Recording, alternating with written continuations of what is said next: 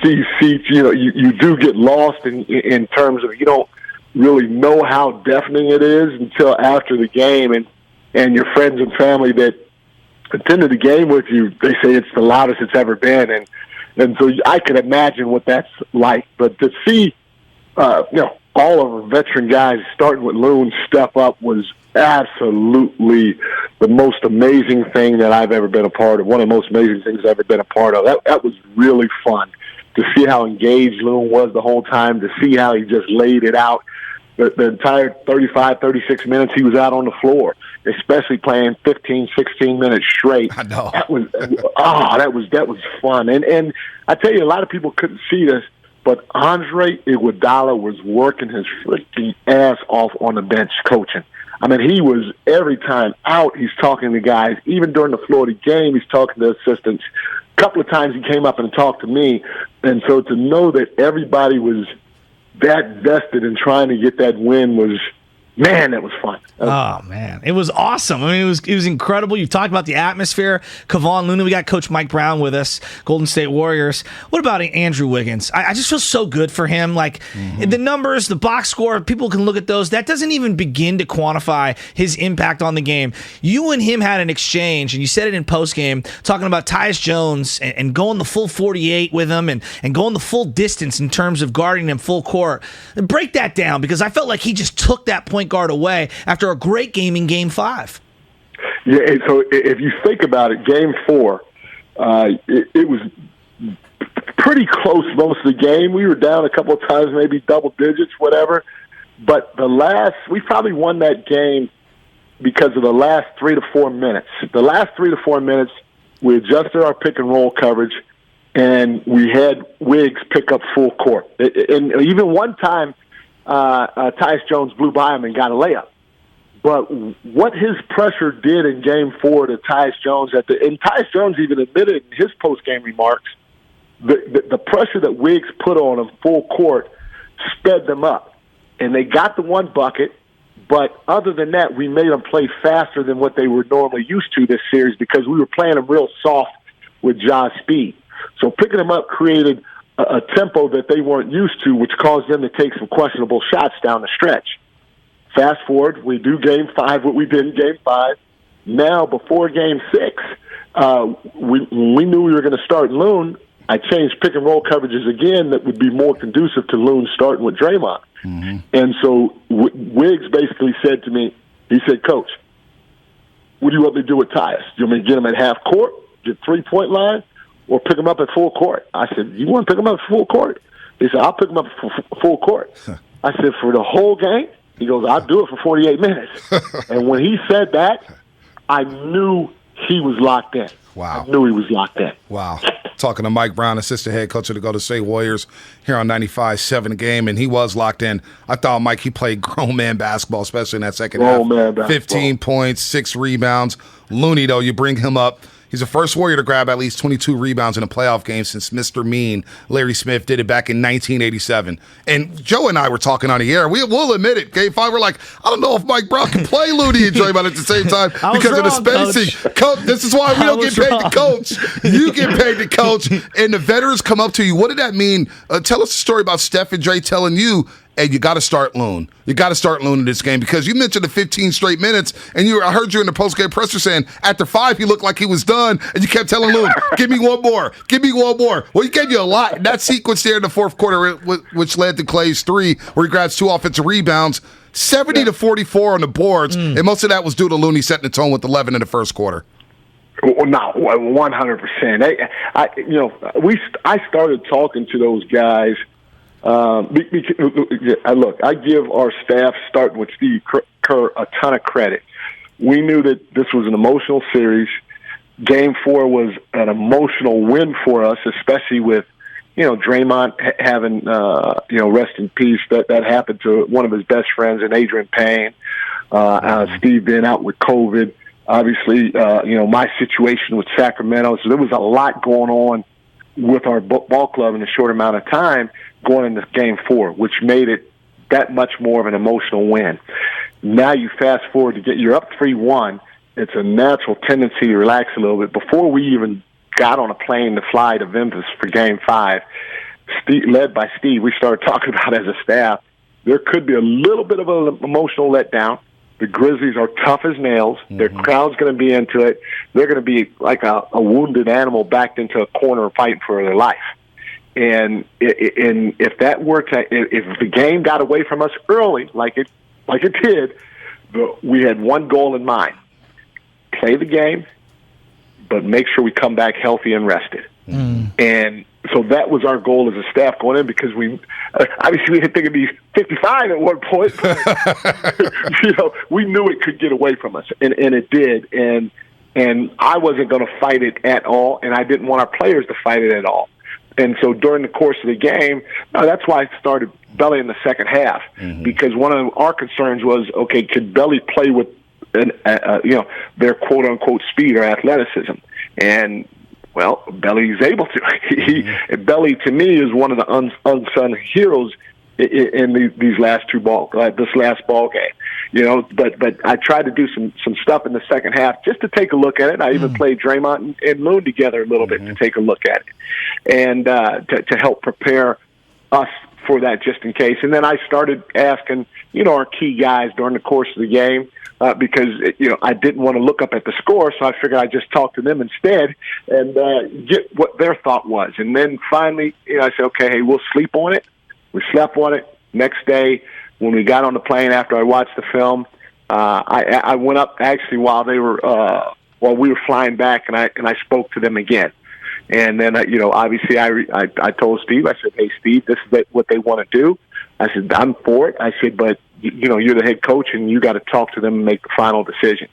And that's kind of how it went down. Wow. Coach, I'm loving this. Coach Mike Brown with us, Golden State Warriors. Game 6, Clay. I mean, the legend just grows and grows. It's Paul Bunyan status. You're a motorcycle guy, right? So I'm envisioning you coming to Chase Center in the motorcycle. But no. Clay comes in a bicycle, okay? Game 6 in a bicycle. We'll leave the safety concerns off to the side for a second, because I guess it's safer than taking the boat.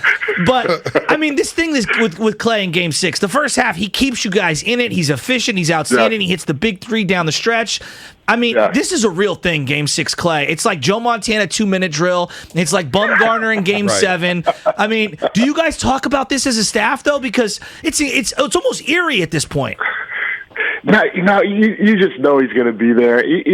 Clay he's the most fun-loving, kid-like guy, in my opinion, in our game. And I said this before. I was so excited for him. Game 6, Clay, he has 30. He's efficient. He carried us. I went up to him after the game and hugged him. I was like, Clay, hell of a game, man. And the only thing he said to me, he just looked at me. He goes, Mike Brown, I'm going to miss you next year. I'm going to miss you yelling at me to get back on defense. I'm like, wait, how did he think of that when I'm telling him how good of a game he played, and we just had a huge win, and all he can think about is me being gone next year and not being there to yell at him to get back on defense. That's Clay. So nothing surprises me about Clay. No, that is incredible there. And then you had the great quote Thursday, I thought, after Game 5, where we know the Memphis Grizzlies rolled you guys and it wasn't much of a game in the second half. You said Draymond had to let it fly. He had to let it fly and be aggressive offensively, and boy, did he respond. Look, not the most efficient, 6 of 14, but the fact that he got 14 field goal attempts up. He shot the 3, 0 for 3 from the three-point line, but it opened things up. I thought Draymond Green, man, that was a throwback game for him. Nearly dropped the triple-double, had the 15 rebounds, but the 14 points, whenever he scores 10 or more, you guys have lost like 50 games over the course of his career when he scores at least 10 points, and he scores 14. I thought Draymond Green was in his element Friday night. He was huge. And like you said, what happened, if you think about it, as that game wore on, when he started catching and driving, their bigs started stepping up to him because he had gotten to the rim and scored a couple of times. He showed his aggressiveness. And when they stepped up, when he started to drive, that allowed him to throw the little bounce pass to Looney for the dunk. That allowed him to throw the little pass over the top to Looney for the dunk, because now that defense is stepping up to trying to stop Dre from getting to the rim or trying to stop him from getting to his float game. They have to respect that, and Looney's able to play behind the defense. So that all opened up just because of his aggressiveness. We need him to be aggressive if teams are going to play him that soft. And, he did it. He stepped up and got it done for us. The combination of those two guys was fantastic, especially down the stretch. Coach, you've lived a little. That's why we love you so much. Like, you're a very well-rounded individual, but like your NBA life, it's been well-traveled, and you've seen a lot around the league outside of the Warrior organization. Right. How unique are these three guys, Clay, Steph, and Draymond, doing this together over 10 years when everybody counts them out? It's the era of guys teaming up and leaving situations, for them to stay where they are, and for this culture to kind of, start to boil to what it is now, where Jordan Poole can ascend, and you got Kuminga and all these guys on the bench. How unique is this as you look around the NBA landscape? It's extremely unique, and I can sum it up in one word with these guys. Comparative to other trios, in most other trios in the NBA that had this much success, bottom line is loyalty. These guys are loyal to each other. They're loyal to the area, loyal to the organization, because at any time they could have left. Yep. Not only that, at any time they could have bickered amongst one another because this guy gets more pub than the other guy, or this guy gets more money than the other guy, or this guy. When you have a group of great individuals, eventually some crap leaks out. That's not good, and usually that leads to a little finger point and this and that, and you've never heard it one time coming. Those guys are extremely happy for the success of each other at all times, and it's genuine. And to be able to see that, be around it, in my opinion, has been a fantastic learning experience and growing experience for me. And obviously, you couldn't ask for anything better when your three best players are of that mold. Yeah, no doubt. You couldn't have said it better. Mike Brown here on the Morning Roast on 95.7 The Game, assistant coach for the Golden State Warriors, hopefully through the NBA Finals here before he goes up to Sacramento and takes on that Kings job here. And you talk about that trio, and, after a 2-year hiatus, you're going back to the Western Conference Finals for the 6th time in 8 years. But these last 2 years were rough. 15-win season. Last year, you lose in the playing game, but there was a lot of hope. And then you get these youngsters in the draft. Now you take on the Dallas Mavericks, who put it on the Suns yesterday. They're up 30 at the half. I've never seen anything like that, especially from a top seed. 27 points in the first half. But now you get to tackle on Luka Doncic and his high-flying Mavericks team that shoot a lot of threes. Give us your quick scatter report on the Mavericks as we wrap up for Wednesday night. Yeah, you said it. Luka's going to be a handful, so we got to figure out how we can. You're not going to stop him. You just want to make it tough for him while you don't let 2 or 3 other guys get off. You can't have Luka getting 30. Well, Spencer Dinwiddie gets 30, and Bullock gets 17, and on down the line. And then defensively, we're going to have to figure out how to attack their ability to switch. They don't play with 7-footers, but everybody is 6'7" to 6'9", and when you have that length, that intelligence, they're decent in terms of athleticism. When you have the athleticism they have, they make it trickier for you on the defense end than what most people expect. So we're going to have to figure out how to attack their switching defense to make it easy for us to get some buckets. We were talking about just kind of the road that you guys traveled this year, the regular season, everything. You look up and now you got home court advantage. I know. I mean, you didn't exert all the energy in the world during the regular season. You'd have liked to see the big three play together a little more than like 7 combined minutes. But how big is home court advantage from here on out? Undefeated at Chase so far in the postseason, Mike. Hey, it's huge. The crowd we had, I will say this, and I probably will get some hate from it, but I did not think that Chase Center would rival what we got over in Oakland in terms of the loudness and feeling the crowd's energy during the games. But even when I couldn't really feel it last game, a couple games as a head coach, but as an assistant coach, during these playoffs, sitting in that building, feeling the crowd the way it is and how loud it is, you don't. In my opinion, you don't know if you're in Oakland or if you're in San Francisco, and that is a huge advantage for us because we used to ride that wave big time back in 16, 17, 18, whenever it was. Mike, we know you're going to be leaving us soon, and we've done a lot of podcasts with Kings up there in Sacramento. I say, what about Mike Brown? What's he going to bring to the Kings? And I say, look, he's a good coach. He's a damn good coach.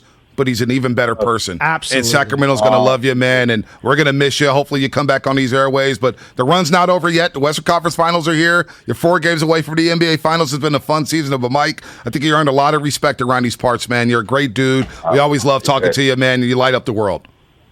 Let's get it. Let's get it. Let's get it, baby. Not done yet, baby. Not done yet. Hey, Coach, before you get out of here, when Draymond's screaming at Jordan Poole the other day, it's like 3 games ago, okay? What is he not screaming? He's screaming at him on the court, and they call a timeout. You're the assistant at this point. Kerr's out there, and you stick your arm around Jordan Poole. What, are you trying to keep him from losing all of his confidence? Because that's the thing I'm going to miss the most about you. You always seem to get into these guys' heads at just the right time and kind of, keep them from killing each other. Like, there is something to be said. Mike, we're going to miss you, man. No, what I did was when that happened, I put my arm around Jordan. I said, JP, he screams at me like that too. Don't worry about it. You gonna be good. You gonna be good. We already saw that he was going at it with you during the playoff game in Denver. It's like that's just Draymond being Draymond, challenge man. Challenge that. That's my favorite. He wants to challenge things 30 seconds into the game. Like Dre, need that challenge, man. Yes. All right, Mike, thanks, man. Coach. Study up, man. It'll be a lot of fun. Fan. We'll see you Wednesday night. All right. Hey, y'all take it easy. You too. Coach Mike Brown, man. I love that guy.